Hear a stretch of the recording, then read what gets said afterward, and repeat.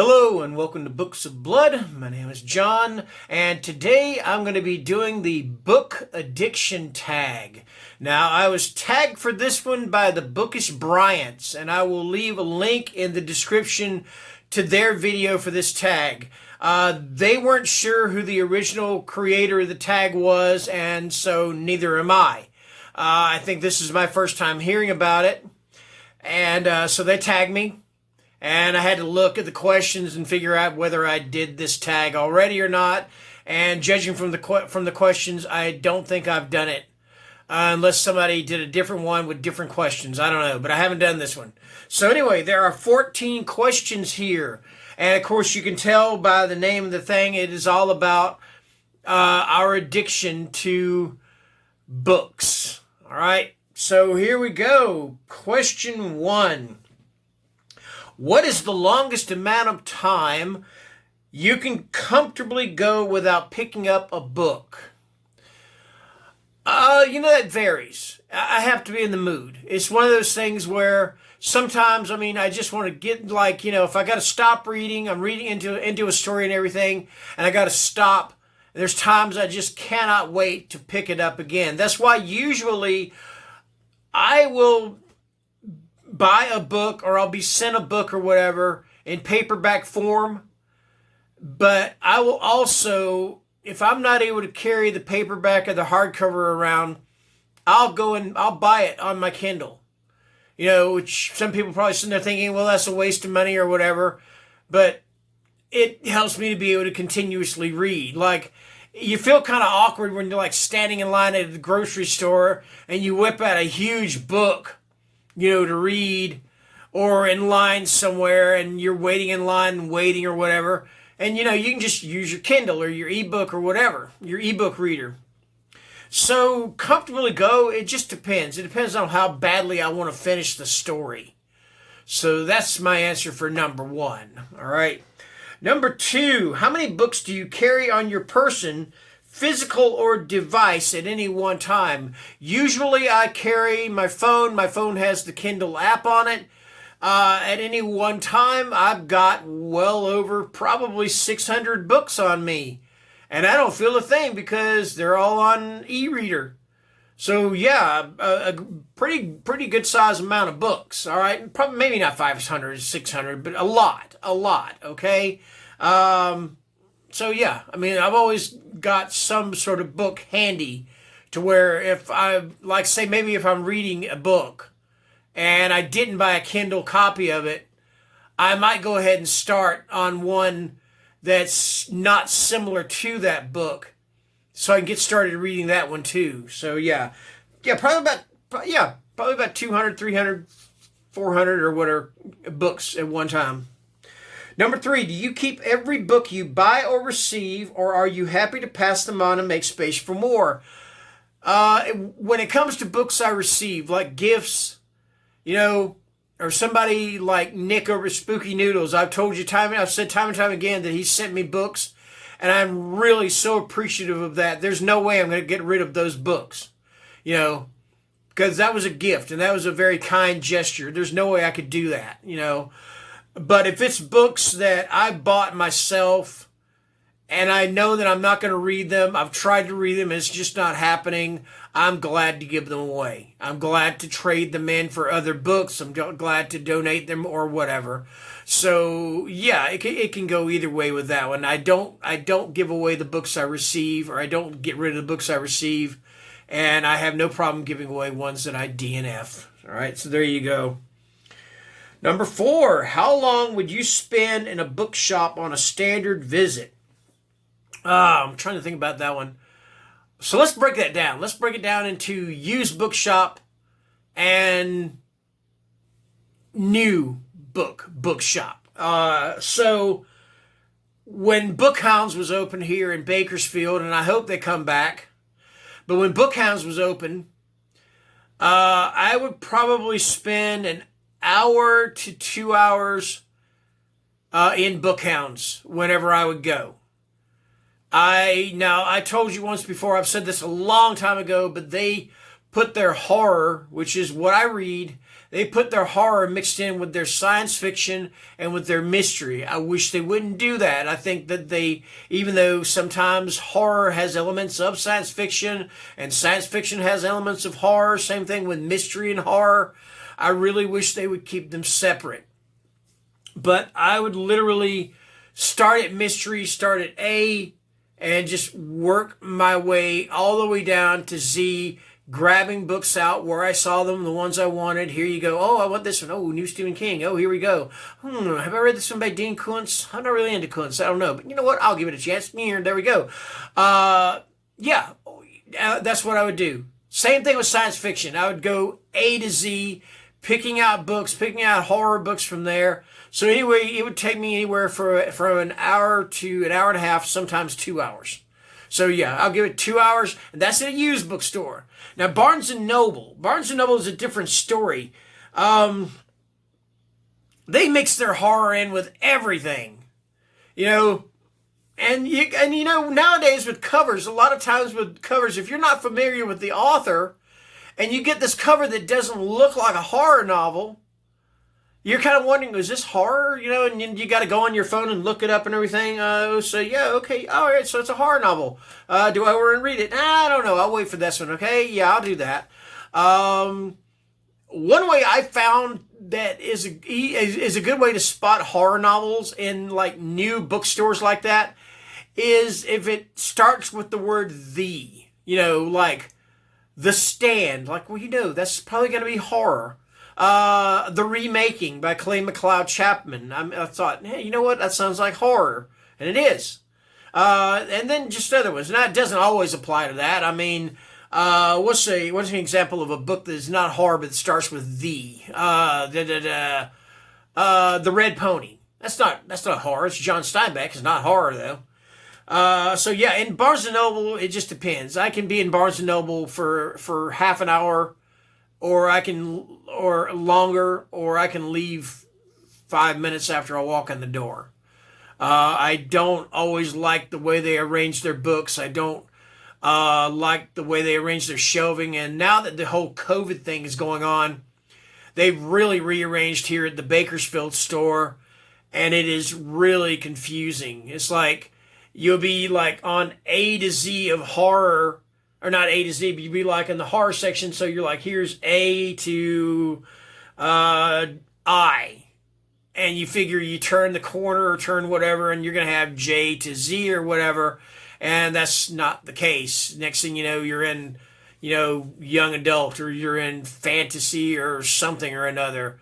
So it's a little confusing. So Barnes & Noble, about a half hour to more or even less sometimes. I'm sorry to be so long-winded on this particular question. Here we go. Wow, here we go. Number 5. How much time per day do you actually spend reading? I do most of my reading at work. I work in a guard shack, and then when I'm working in a guard shack, I work from my car. So I'm by myself. All right. Usually anywhere from 2 hours to longer. I've never gone the full 8 hours reading. I do have to stop every now and then, especially at night when I'm on reading a Kindle and the page and everything. And my eye doctor, she said, when you read these books at night, do not read them with the black background and white letters or the sepia colored background. She said, because that can induce sleepiness, and I can't fall asleep on my job. But yeah, anywhere from 2 hours to 3 hours a night would be, or a day, because my day starts and I work graveyard shift, and that's when my day starts. All right. Let me see. 6. Where does the task picking up a book appear on your daily to-do list? Really, it just depends on what I have to do that day or what I want to do that day. Do I read every day? Actually, I don't. Usually a lot of times on my days off, I don't read as much as I would on the days that I'm working, because my days off, I want to maybe do other things. I love to play board games, so I do that, or I try to catch up on some movies or TV shows or whatever. So yeah, it just depends. on what's going on with my day. All right. Number 7, how many books do you reckon you own in total? And that's to include ebooks. Oh, wow. I'm going to say well over 1,000. And that might be a low number. I mean, I don't have a huge library, but I think it's at least close to 1,000 books. And that's including ebooks. And it may be more including ebooks. But we'll go with 1,000. All right. Number 8, approximately how often do you bring up books in conversation? Again, that's one of those things where it just depends on what you're talking about, you know. And it helps to be able to talk with books about somebody else who loves books, you know, because if it's somebody that's not interested in books, they don't read, and you just can't, you know, you really just can't even bring up the conversation. If it's somebody's uninterested in books, they don't want to read, they don't want to get into it, they, you know, you're going to start talking about books, and they're going to do this whole 1,000-yard stare kind of thing. That was a horrible 1,000-yard stare. Ignore that. I can do better if you give me a chance, really. But yeah, that's just it. They, you know, it just depends on the situation. And also, you don't want to bring up books, you know, with certain topics, you know. I mean, and like if somebody says, well, so and so, well, you know what? Just it depends on the situation. Let's leave it at that. All right. Let me see. Number 9. What is the biggest book as far as page count you have finished reading? For that one, I'm going to say either, because I'm not sure which one is larger, but The Executioner's Song by Norman Mailer. I read that when I was a teenager. That was, damn, if I remember right, that book hit the 2,000 page range, if I'm correct about that. I know it was a huge damn book, and I'm pretty sure I remember it being about 2,000 pages. If you've never read it, it's about the murderer, Gary Gilmore. And back in, I think, 1976, 77, he killed 2 people. And he was sentenced to death. But the death penalty had been abolished or something like that. It had been abolished. But he literally fought to be executed. All right, that's what the book is about. Okay, spoiler alert, eventually he was executed by firing squad. His brother, Michael Gilmore, is a writer for Rolling Stone. He writes album reviews. He's actually written stories about his brother, you know. So yeah, about 2,000 pages. Now, also The Stand. The Stand was a huge one, especially uncut. So yeah. Between those, probably The Executioner's Song and The Stand. Okay. Number 10, is there a book you had to get your hands on against all odds? And that is either search bookstores, online digging, or stalk the author. I've never stalked an author. And not that I wouldn't be good at it. I mean, I think I would be. But I've never had the opportunity to stalk an author. Gosh, I'm trying to think if there is a book that I've just wanted. You know, and by that, I know what they're talking about. They're talking about these books that are hard to find. You know, oh, gosh. Yes. And I still haven't got my hands on this. Now, I read this years ago, and this again goes into the whole serial killer thing.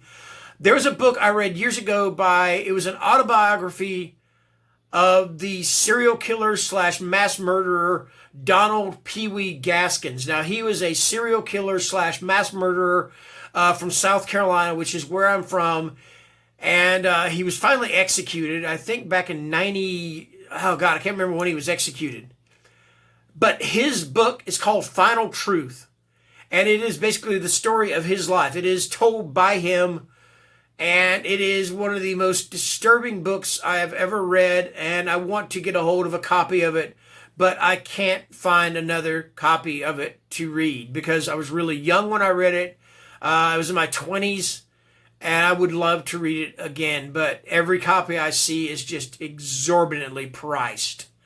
So yeah, Final Truth. All right, there we go. Let's see, number 11. Is there a book you struggled to finish because you refused to DNF? No, absolutely not. There's not. If I don't like a book, if I can't get into a book, I don't care if I'm on the first paragraph and I'm reading it. If in my mind I'm reading this book and it's like, no, I will put it down. And usually I will not pick it back up again. All right, so no, I've never struggled to finish a book because I refuse to DNF. Because if you keep trying to read a book and you are not loving it, if you're not liking it or whatever, stop. Just stop, okay? I mean, seriously. No, I've never had that problem. Number 12, what are threesome, that doesn't sound right, of your main book goals for 2021? I don't really make goals. Now, one goal is to read 100 books. I always put that down as my reading challenge for Goodreads.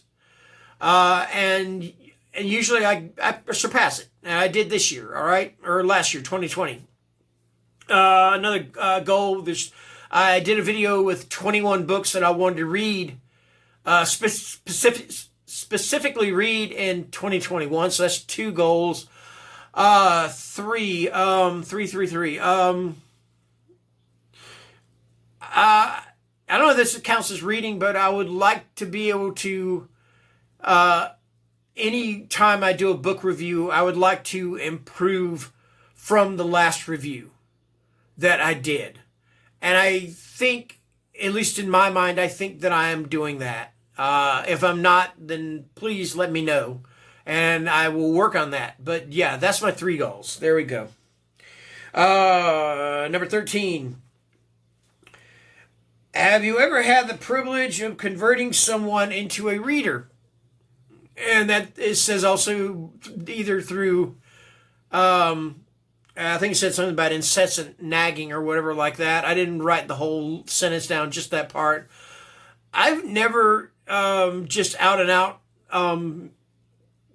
turned somebody into a reader. And again, it's one of those things where if they're not interested in reading, it's very hard to get someone who is not interested in reading to read. Okay? So, no. Now, there was this one instance that a friend of mine who wasn't necessarily into reading, he was looking at my bookshelves, and my copy of The Stand fell off the shelf and hit him in the head. And when he woke up, it just so happened that he was on the book was open to page 1.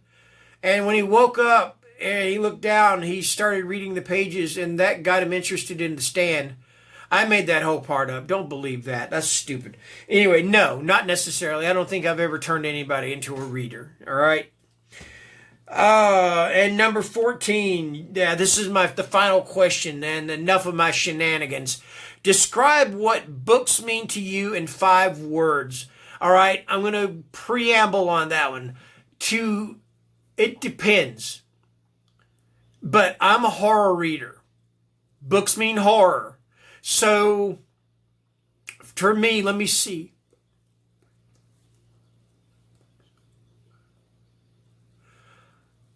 Let me see. Books are where? No, that's.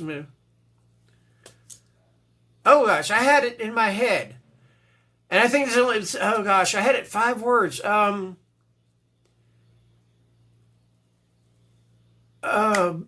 I don't know. Books are where the horror begins. I know that's 6 words. I can't think. I had it in my head a while ago, but I've talked so much. Yeah, where the horror begins. That's 4 words. So I did 6 words and 4 words. So we'll just take from one and make 5 words. Yeah, books are where the horror begins. All right. That's what they mean to me in 5 words. Actually 6. Anyway, that is it. That is the tag, the book addiction tag. Am I going to tag anybody? Of course I am. That is actually another one of my goals. I want to start tagging people in these videos. All right? because it helps these tags move along, move around and stuff. So I'm going to tag 3 people. I'm going to tag Brad Proctor. I'm going to tag Yankee Southerner. And I'm going to tag books, yada yada. Consider yourselves tagged for the book addiction tag. That's going to do it. This is going to post on Friday afternoon around 2:30. Thank you guys for watching. Be safe out there. See you later. Bye.